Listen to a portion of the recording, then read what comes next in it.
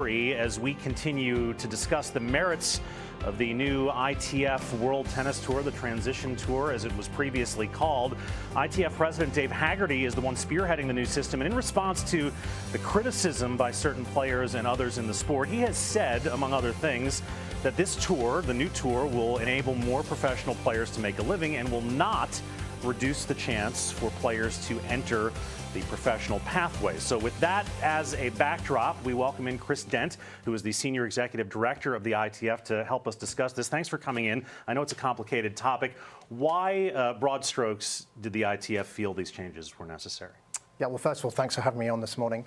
The ITF started a review of professional tennis in 2013 in partnership with the ATP and the WTA to truly understand what was happening before the tour level.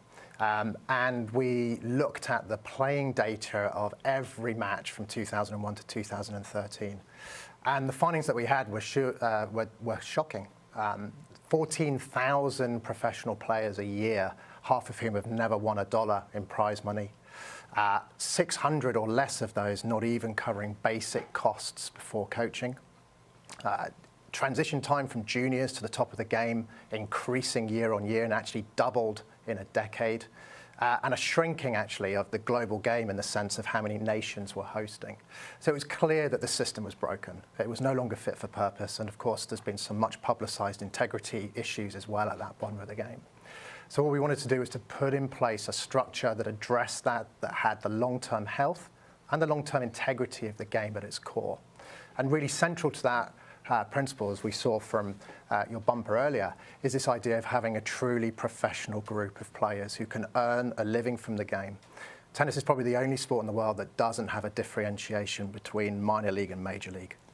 If you're in golf, you play for your card. If you play in soccer, you play for the first team. So we wanted to create that number, and we believe that should be around 750 men, 750 women. You have colleagues, though, that have been very outspoken that this was a response to match fixing, to this anti-integrity initiatives.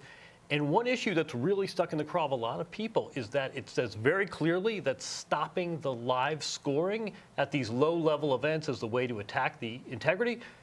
And you, the ITF, you haven't done that. You still make millions of dollars from this data partnership. How do you respond to that? Well, I think first thing to say is that the structure that we were putting in place predated the IRP, and so we've adapted what's in place today to ensure that we're taking on board what the IRP found and what its recommendations were in terms of structure. And we support, in principle, all of the recommendations, including the one that you've spoken to. We've already begun to disrupt data sale flows from matches and from tournaments where necessary. And we'll meet next week in London with all the governing bodies, and the new chair of the TIU has just been appointed to work on the timeline and the roadmap for what happens. But it's very important that the report also goes into details about what needs to also be in place if data sales are taken away. And that's hugely important. There needs to be that protection of income for those tournaments in order to make sure they have the integrity measures in place. And there needs to be contractual obligations on all other data sales to ensure that what will happen where people will come back in and attempt to have illegal data flows is dealt with.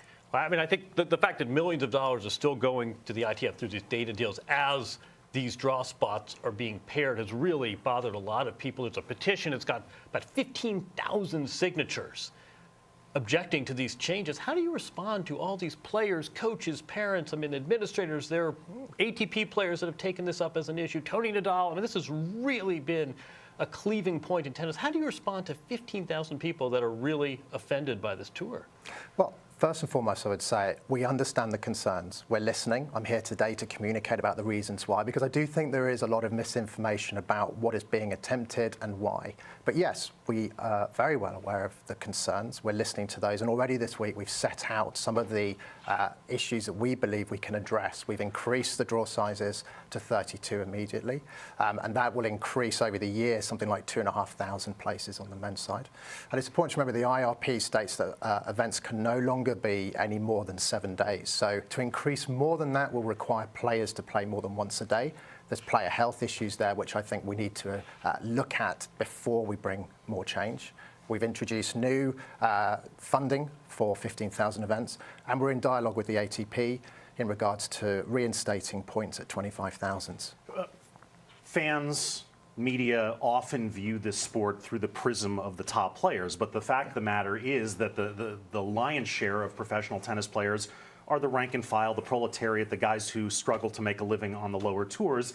And there have been a lot of comments and objections to this tour from players like that. And we have a tweet from Jared Hiltzik, who is a player ranked about 350 in the world, and this represents some of the opinion of the lower ranked players. It's tough, he says, playing some of the best tennis of my life right now, but at 350 in the world, I can't get into any challengers. At this point in my career, is it worth it to play futures, or am I just taking away opportunities from other players who are just starting out? Is it a valid complaint for guys ranked around where he's ranked to say that the opportunities are dwindling for me, him, a certifiable professional tennis player?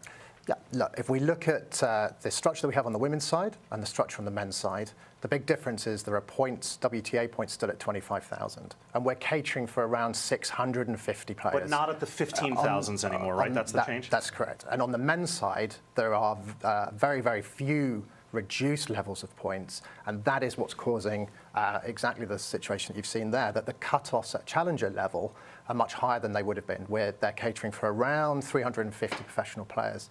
That's why we're in dialogue with the ATP to look at reintroducing the points at the 25,000 level, because that will allow those players who can't meet a challenger 50,000 entry to be able to play still for points at 25s.